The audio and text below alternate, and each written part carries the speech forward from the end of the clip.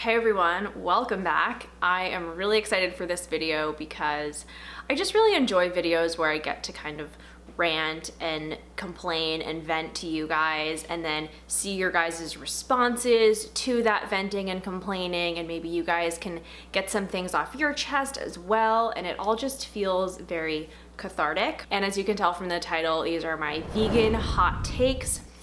So this video is essentially if we were to combine my vegan unpopular opinions video and my non-vegan things that annoy me video. I feel like this video is kind of an amalgam of the two. I don't even know how a hot take is defined. Let me see. A piece of commentary typically produced quickly in response to a recent event whose primary purpose is to attract attention. So yeah, I mean, I think that sums it up. I will say these are opinions that I have kind of I've come up with them over the last few months, and I've just kind of been writing them down, and I'm like, one day I'll make a video, and I got to 5 and I was like, I think this is a good place to start. Probably I will have more that come to me in the next few weeks, months, and I'll write those down and maybe I'll do a part 2. But for now, let's get into today's hot takes. Hot take number 1. A roasted vegetable sandwich is not a good vegan option. In fact, it's not even a vegan option. If I see one more deli with, you know, a whole list of like 25 sandwiches and then one measly sandwich that they're passing off as their, you know, vegetarian/vegan option, and it's essentially just a bunch of roasted vegetables between 2 pieces of bread with cheese on it, and oh, if you want to make it vegan, you can take the cheese off, but like, hang on, we have to double check if the bread's vegan because like it might not be. Oops, sorry, it's not.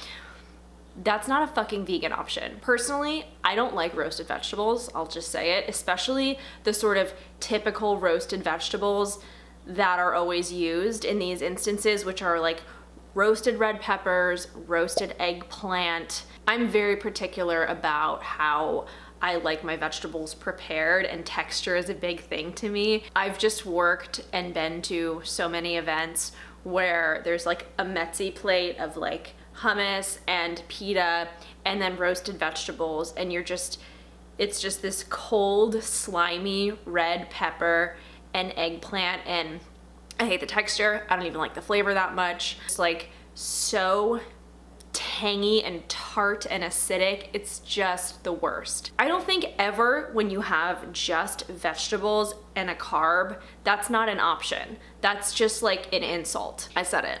That's an insult. I'm fucking insulted. There are some roasted vegetables I like. I can do Brussels sprouts if they're done well and like crispy. I can do roasted cauliflower, I can do roasted broccoli, love roasted potatoes, but even like the roasted root vegetable thing, not into it. And for some reason, people just assume that vegans and vegetarians must love a roasted vegetable medley. Ugh, nothing is worse to me than a roasted vegetable medley. Let's move on from that. Let's get a little more creative. Thank you. Hot take number 2. News of a celebrity coming out with a vegan skincare or makeup line is not news. Like many people, I'm sure if you're vegan and you're on Instagram, I follow Veg News on Instagram, and whenever I see a Veg News post about a celebrity launching a vegan skincare or makeup line, it like makes me mad for some reason, because I'm like, this isn't newsworthy. Like, it's great that they're starting a line that they're making vegan, but usually it's not a vegan celebrity. And when it comes to skincare and makeup, I think in this day and age, making your line vegan is just kind of like the trendy thing to do. It's just kind of like a no-brainer. And it seems to me more like a marketing tactic rather than like, oh, this celebrity really wants to cater to vegans. And also, skincare and makeup isn't something that I feel like we don't have enough of as vegans.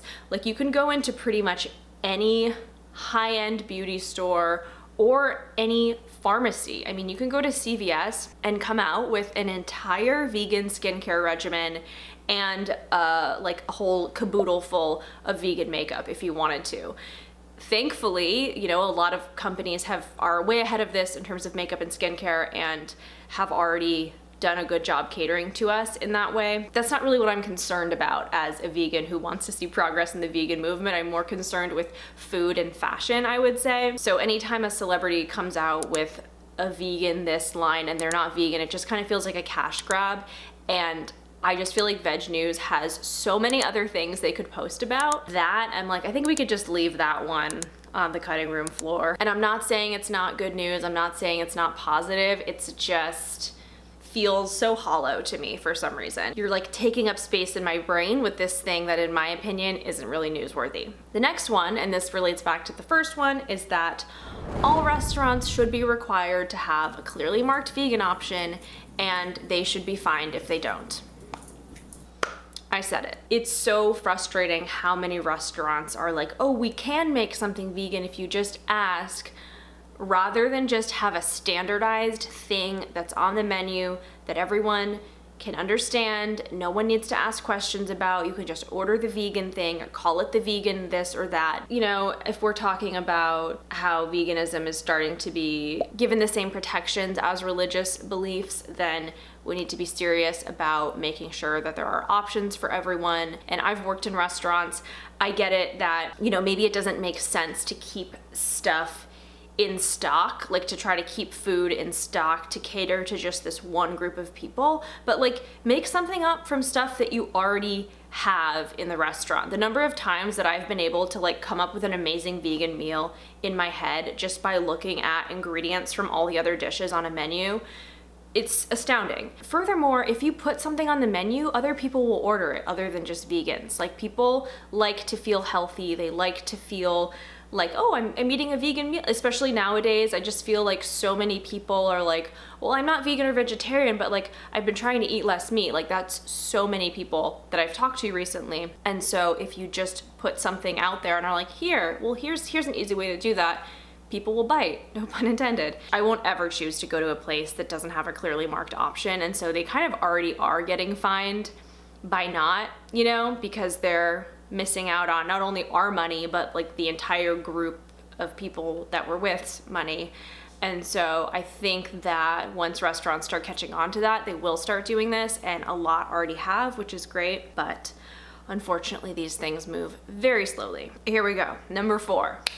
This might be the hottest take yet. If a product, now it could be any vegan food product, but here I'm specifically talking about vegan meats.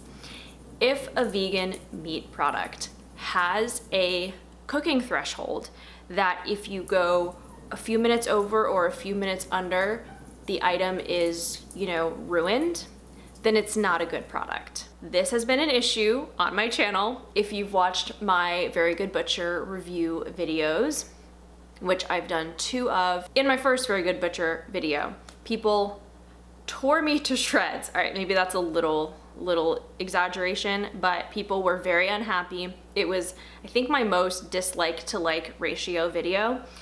People gave me a really hard time for not following the cooking instructions perfectly.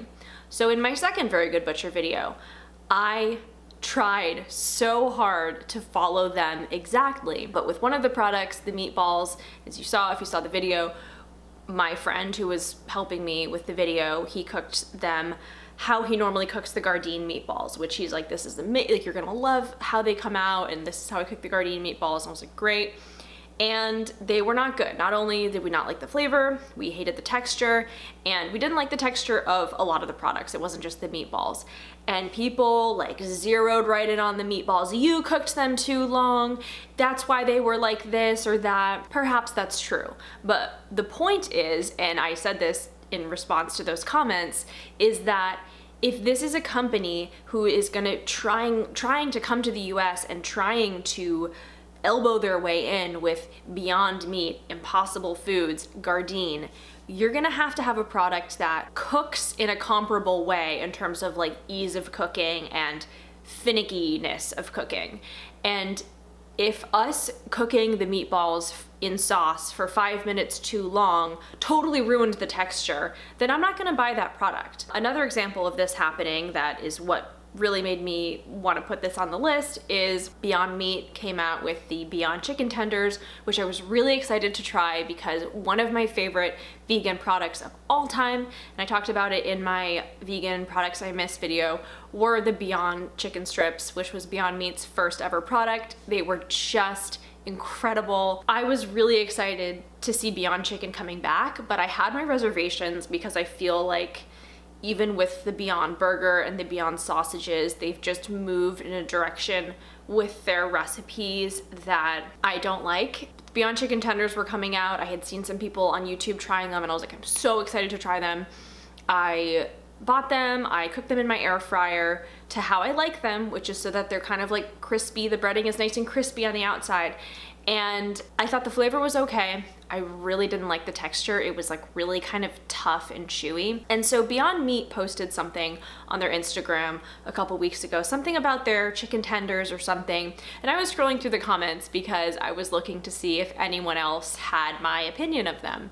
And sure enough, I saw a comment that was like, I really don't like the texture of the tenders. They're way too tough or something like that. And it had a few likes on it and I was like, oh cool, so other people are feeling this way too. And lo and behold, someone has commented something like, well, you definitely overcooked them if they were too chewy. First of all, who are these people who are just like nominating themselves to white knight for these vegan meat companies? I sort of know the answer to that because I know with Very Good Butchers, a lot of people bought their stock in Canada thinking that they would be the next Beyond Meat. And so people literally were invested in this product doing well. And I think must have been like searching for video reviews of it and like hoping that they would be good. And then when they saw a review that was less than stellar, which mine was, which I didn't say I didn't like any of their products, but there were a lot that I had something to say about. People were obviously so unhappy to see that because I guess this thing that they've invested in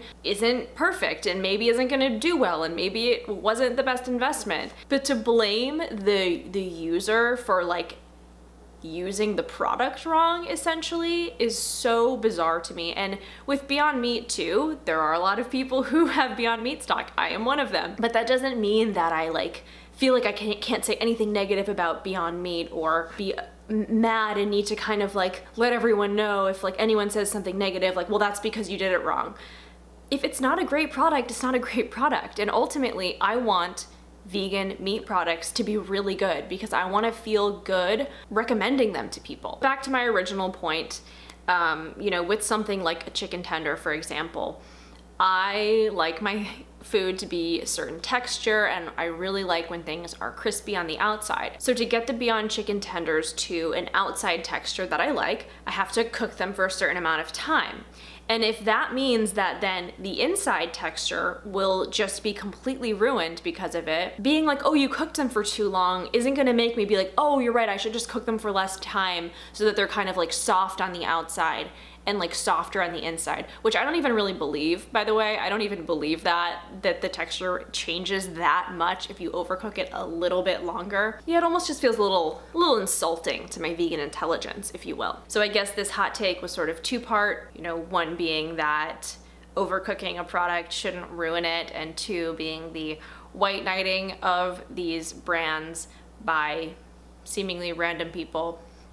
Doesn't make much sense to me. I'm actually getting really hot filming this. These hot takes are no joke. My number 5 hot take, which actually might be my hottest take of all, is that vegans should win Academy Awards for the amount of acting and pretending that we have to do in daily life, pretending we're unbothered by the horrors of animal agriculture, pretending we're unbothered by the way people eat and how they contribute to this cruelty. We have to, if we want to be, I think, sort of effective vegans and not annoying, preachy vegans, there is a lot of acting involved. I wouldn't describe it as being fake. It's just we know that it's not effective to be judgmental and preachy.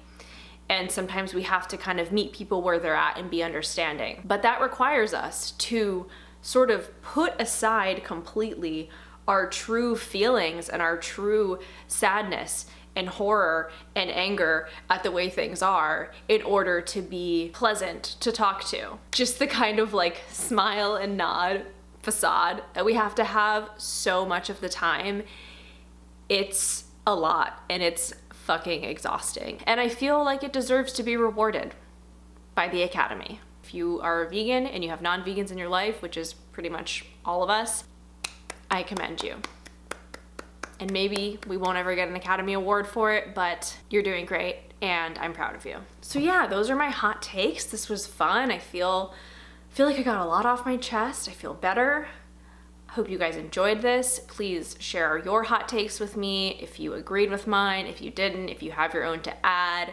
Let's keep the discussion going. Thank you for watching. Give this video a thumbs up if it made you all hot and bothered like it made me, and I'll see you next time. Bye.